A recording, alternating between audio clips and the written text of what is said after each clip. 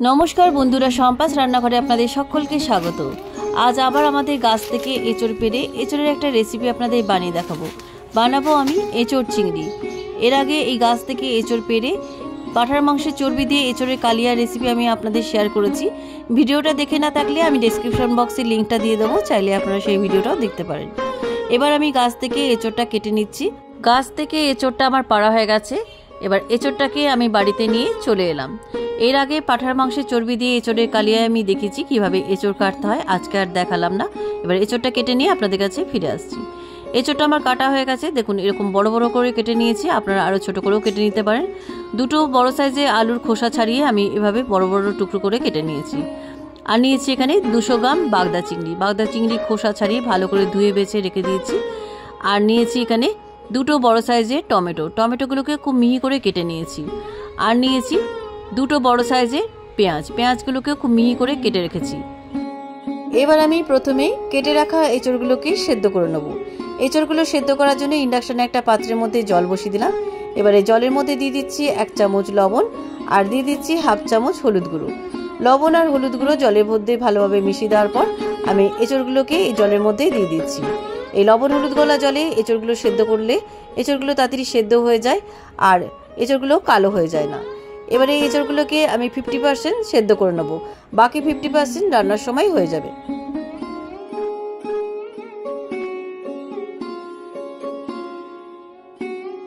এঁচড়গুলো আমার 50% সেদ্ধ হয়ে গেছে, এর থেকে বেশি আর সেদ্ধ করব না। এবার জল থেকে ছেঁকে একটা পাত্রের মধ্যে এঁচড়গুলো তুলে রাখছি।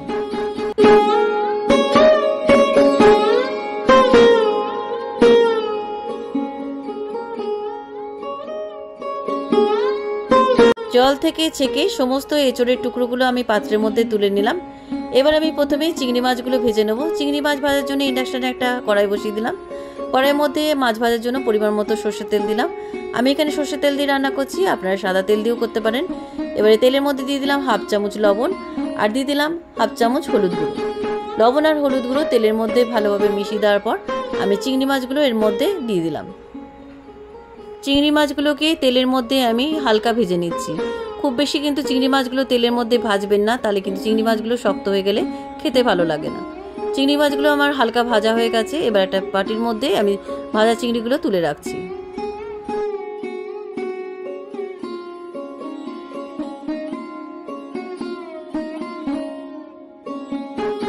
সমস্ত ভাজা চিংড়িগুলো আমি বাটির মধ্যে তুলে নিলাম।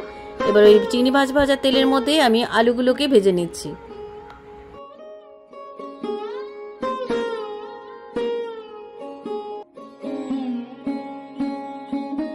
আলুর টুকরোগুলো তেলের মধ্যে আমি হালকা করে ভেজে নিলাম। এবার এই ভাজা আলুগুলোকে একটা বাটির মধ্যে তুলে রাখছি। তেল ঝরিয়ে সমস্ত আলুর টুকরোগুলো আমি বাটির মধ্যে তুলে নিলাম। এবার এই আলু ভাজা তেলের মধ্যে হাফ সেদ্ধ করে রাখা এঁচড়গুলোকে আমি হালকা করে ভেজে নিচ্ছি।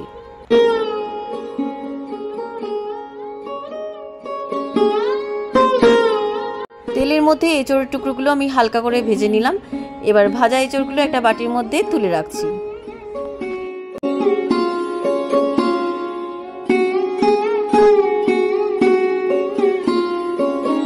সমস্ত ভাজা এঁচড়ের টুকরোগুলো আমি বাটির মধ্যে তুলে নিলাম। এবার ওই এঁচড় ভাজার কড়াইয়ের মধ্যে আরও 2 টেবিল স্পুন সরষের তেল দিয়ে দিলাম। তেলটা গরম হয়ে যাওয়ার পর ফোড়নে দিয়ে দিচ্ছি 2টো তেজপাতা, 1 টুকরো দারচিনি, 4টে ছোটো এলাচকে ফাটিয়ে দিলাম আর 5-6টা লবঙ্গ দিলাম আর দিয়ে দিচ্ছি 1/2 টিস্পুন গোটা জিরে। এবার তেলের মধ্যে ফোড়নটা কিছুক্ষণ ভেজে নিচ্ছি।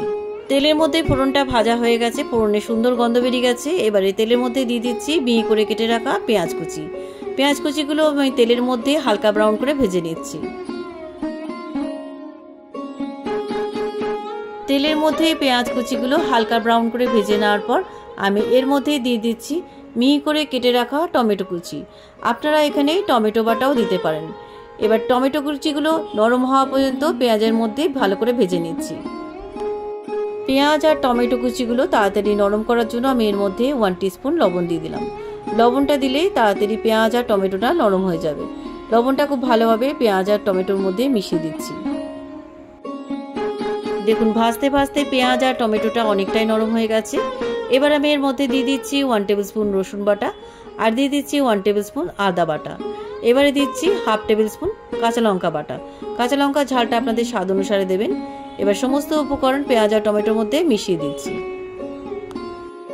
পেঁয়াজ আর টমেটোর মধ্যে আদা রসুন কাঁচা লঙ্কা বাটার কাঁচা গন্ধ চলে যাওয়ার পর আমি এক এক করে গুঁড়ো মশলাগুলো দিচ্ছি। দিয়ে দিচ্ছি 1 টিস্পুন হলুদ গুঁড়ো, এবারে দিচ্ছি 1 টিস্পুন জিরে গুঁড়ো, এবারে দিচ্ছি 1 টিস্পুন ঝাল লঙ্কার গুঁড়ো, ঝালটা আপনাদের স্বাদ অনুসারে দেবেন। এবারে দিচ্ছি 1 টিস্পুন ধনে গুঁড়ো, এবারে দিচ্ছি 1 টিস্পুন কাশ্মীরি লাল লঙ্কার গুঁড়ো। এটা ঝাল হয় না, এটা রঙের জন্য দিলাম। এবার সমস্ত গুঁড়ো মশলাগুলো খুব ভালো করে কষিয়ে নিচ্ছি।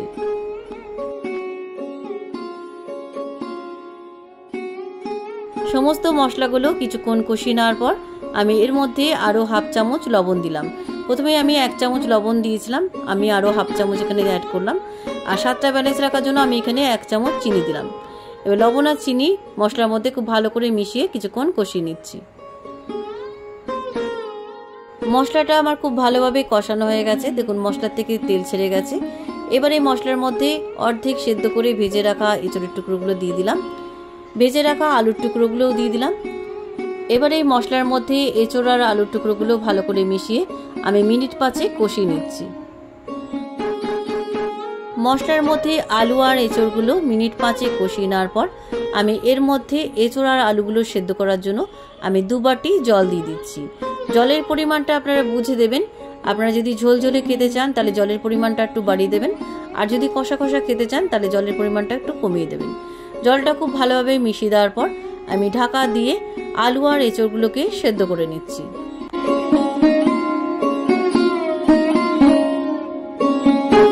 প্রায় 15 মিনিট পরে ঢাকনা খুলে নিলাম, দেখি এঁচোড় আর আলুগুলো সেদ্ধ হয়েছে কিনা। এঁচোড়গুলো তো আমি আগে থেকেই 50% সেদ্ধ করে রেখেছিলাম। এখন এঁচোড় আর আলুগুলো কিন্তু একদম সুসেদ্ধ হয়ে গেছে। এবার আমি এর মধ্যে আগে থেকে ভেজে রাখা চিংড়ি মাছগুলো দিয়ে দিলাম। চিংড়ি মাছগুলো এঁচোড় আর আলুর মধ্যে খুব ভালো করে মিশিয়ে দিচ্ছি।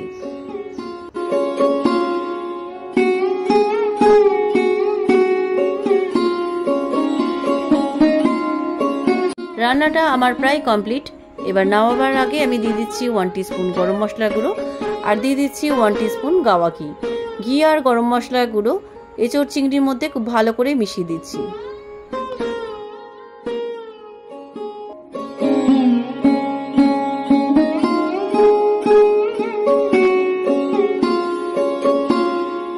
আজকের এঁচোড় চিংড়ি আমার রান্না হয়ে গেছে।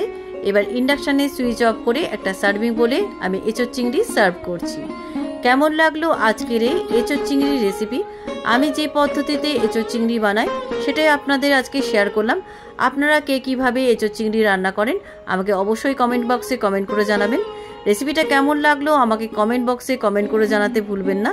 ভালো লাগলে লাইক বাটনটাও প্রেস করে দেবেন, আর আপনাদের বন্ধুদের মধ্যে আমার ভিডিওটাকে শেয়ার করে দেবেন। আর আমার নতুন বন্ধুদের কাছে অনুরোধ, আমার চ্যানেলটাকে সাবস্ক্রাইব করে পাশে থাকবেন। আর আমার চ্যানেলে নতুন নতুন রেসিপি দেখার জন্য পাশে থাকা ছোট্ট বেল আইকনটাও প্রেস করে দেবেন।